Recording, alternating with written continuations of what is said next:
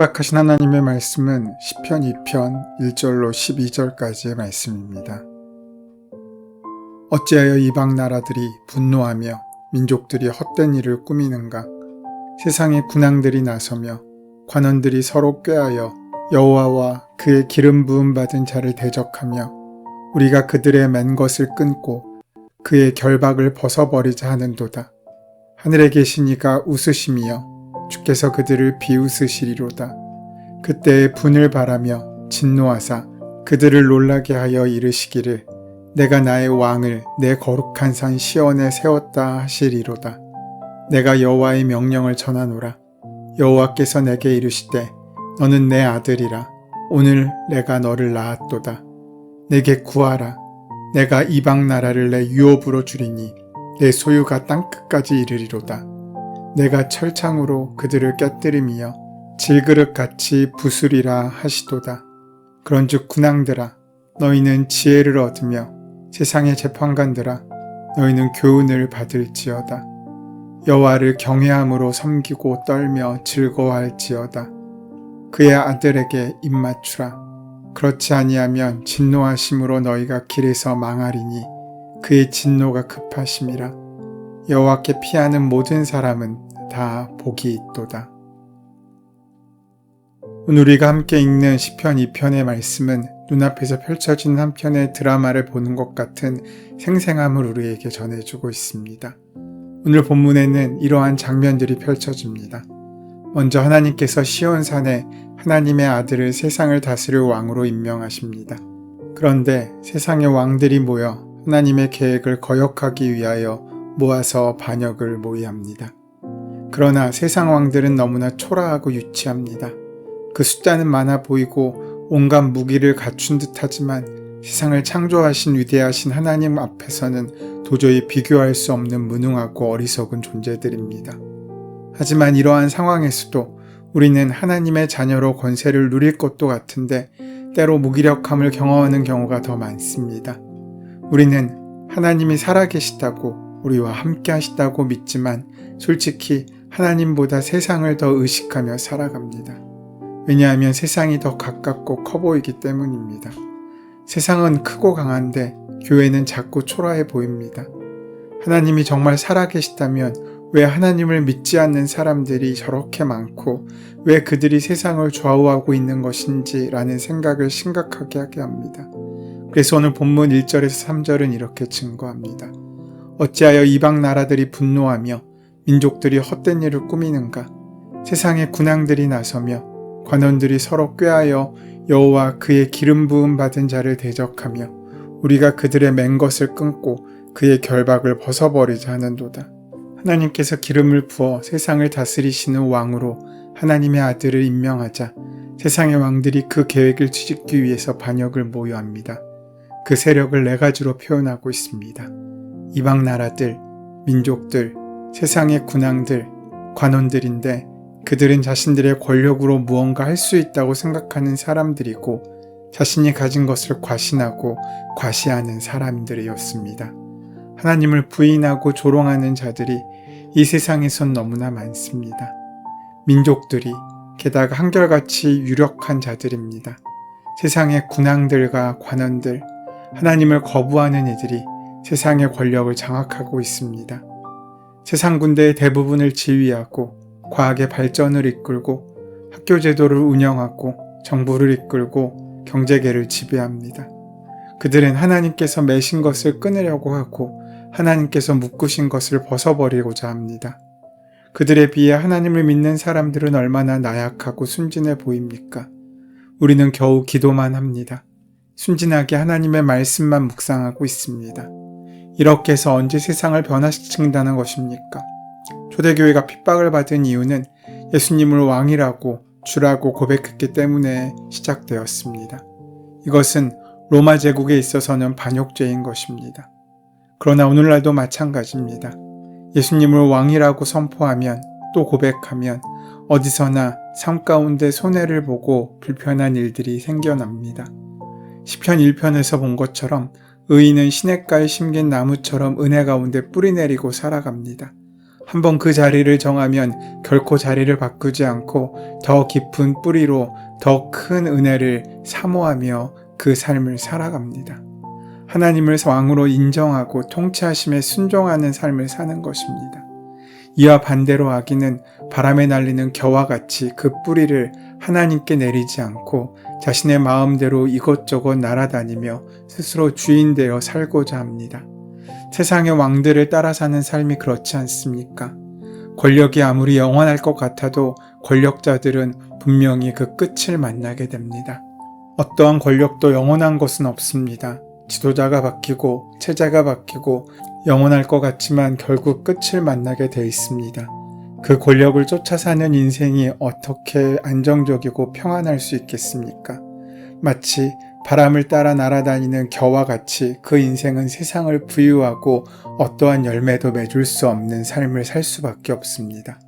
하나님 없이 하나님 곁에 뿌리 내리지 않고 스스로 주인 되고자 이곳저곳 기웃거리는 인생의 결과는 결국 정해져 있습니다.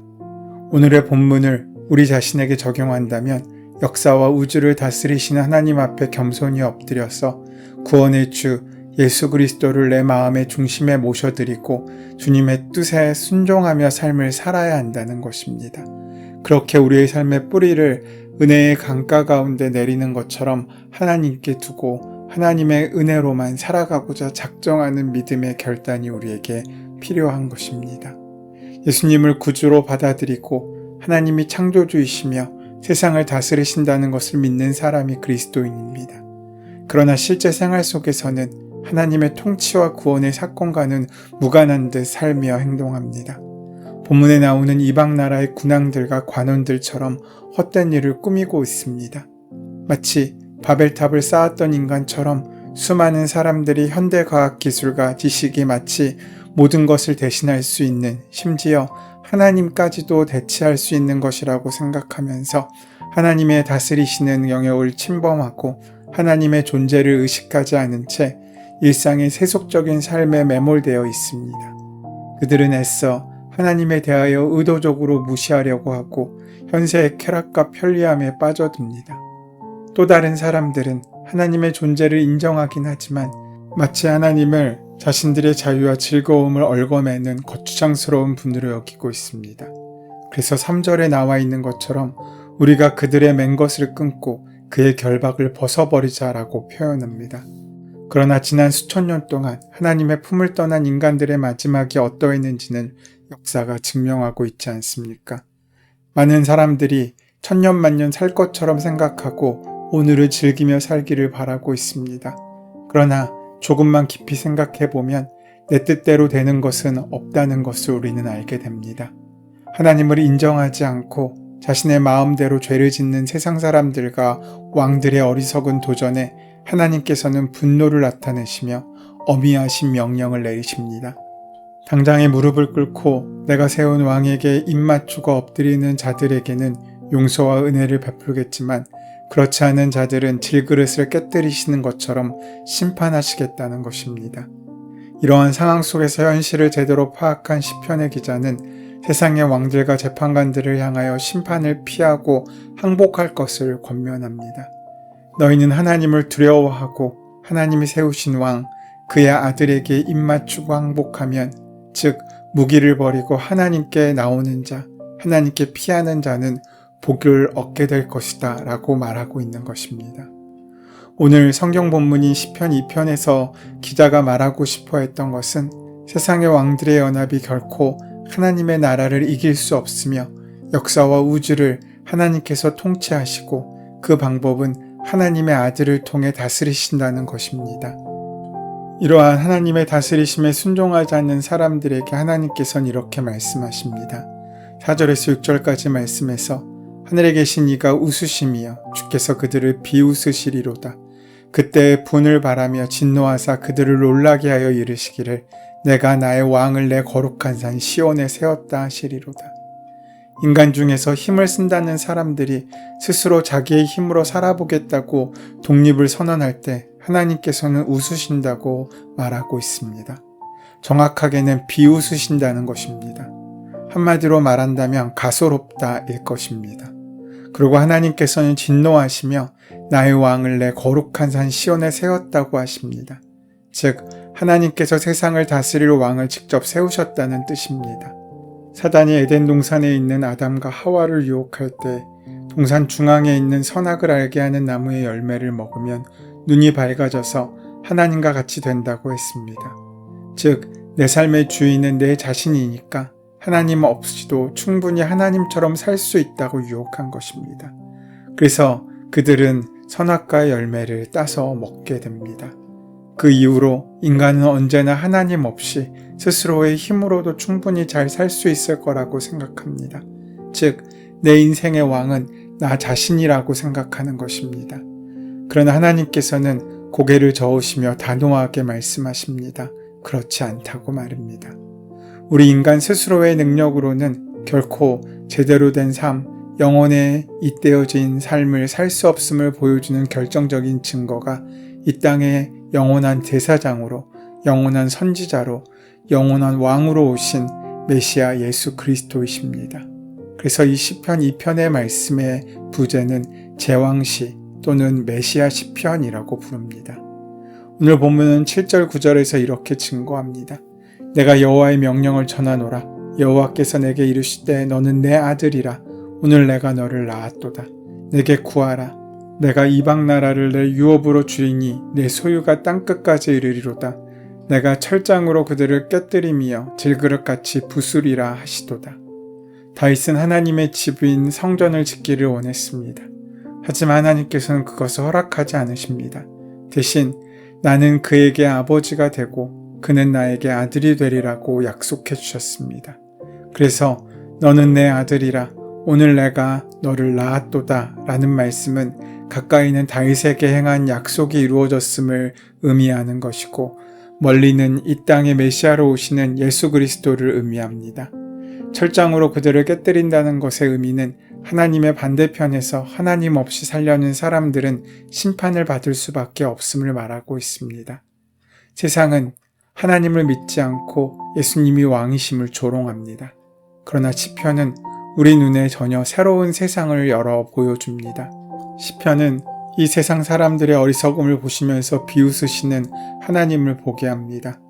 눈에 보이는 이 세상이 전부가 아니고 하나님이 계시고 하나님의 나라가 있음을 우리에게 보여줍니다. 우리는 세상의 큰 것만 보지 말고 하나님의 나라가 얼마나 크고 광대한지를 볼 수 있어야 합니다.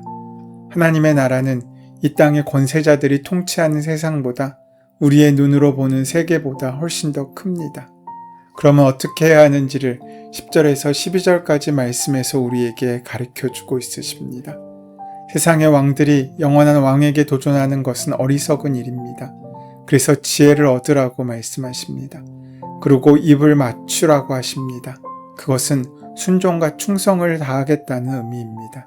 그리고 하나님께 피하는 모든 사람은 복이 있다고 약속하십니다.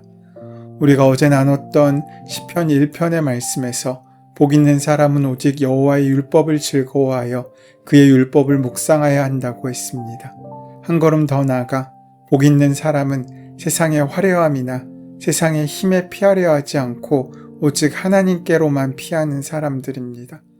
그러면 우리는 어떻게 해야 합니까? 지금이라도 하나님을 경외하며 주께 돌아오면 복을 얻지만 그렇지 않는다면 가는 길에서 멸망하게 될 것을 깨달아야 합니다. 그런 우리에게 12절의 말씀은 큰 위로가 됩니다. 여호와께 피하는 모든 사람은 다 복이 있도다. 여전히 하나님의 관용과 은혜는 남아 있습니다. 지금이라도 이 하나님의 경고의 말씀을 듣고 돌이키는 사람, 십자가에 달려 돌아가심으로 우리에게 영원한 생명을 주신 하나님의 아들 예수 그리스도에게 입맞추며 나오는 사람은 그 복을 누릴 수 있습니다. 자기 자신을 의지하지 않고 세상의 권력과 재물을 의지하지 않고 하나님만을 자기 인생의 피난처로 삼고 겸손히 나아오는 사람에게는 복이 있을 것입니다. 주님은 온 세상을 다스리시는 분으로 우리를 인도하시고 우리는 그 앞에 있습니다. 하나님께서 마음과 정성을 다하여 우리를 심어주신 우리의 가정과 일터와 삶의 자리에서 주님이 우리를 다스리시는 분임을 인정하고 주님께 피하며 주의 말씀을 즐거워하며 그 말씀대로 살아가면 우리는 이 땅에서 하나님의 은혜를 입증하는 주님의 통로가 될 것입니다. 이러한 귀한 은혜가 가득한 하루를 살아가게 되시기를 소원하고 축원합니다. 은혜의 주님, 우리에게 시편의 말씀을 허락하시니 감사합니다. 우리의 상황이 어렵고 힘들 때에도 우리가 하나님께 찬양을 올려드림으로 하나님을 향한 하늘의 문이 열리는 것을 볼 수 있도록 인도하여 주시옵소서. 예수님의 이름으로 기도드립니다. 아멘.